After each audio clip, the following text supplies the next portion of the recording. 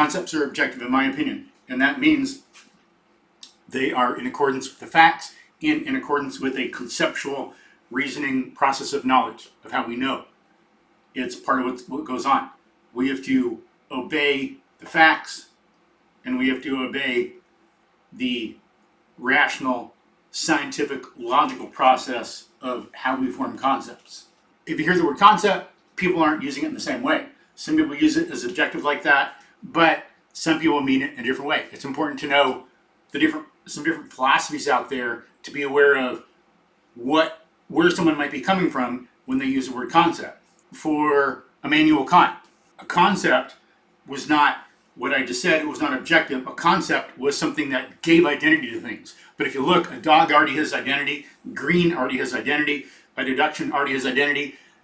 Outside of us, regardless of what we think, before we even, whether we're around or not, it's a fact about things.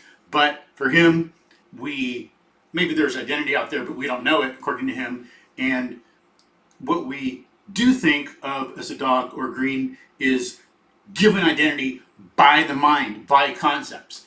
So when you form a concept or put them into a sentence, according to Kant, you're not talking about anything in reality. You don't know reality. You're just talking about things in your head.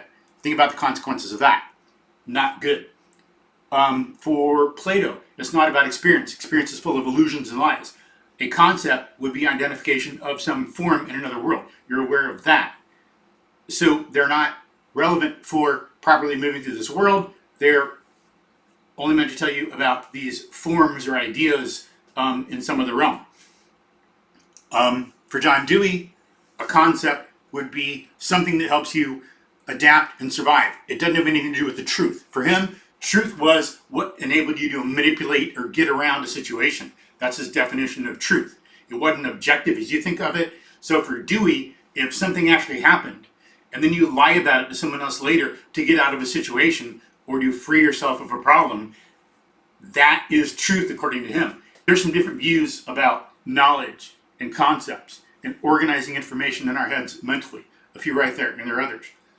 So when someone uses the word concept, it doesn't necessarily mean what you think it does, or it doesn't mean something that's going to really help you move through life and be wise and be successful and survive well. So be careful when you hear the word concept and when someone's talking about them. See what it means philosophically. What it means philosophically in their point of view. When they say concept, what comes with it? Ethically, scientifically, epistemologically, politically, and in terms of everyday life experience.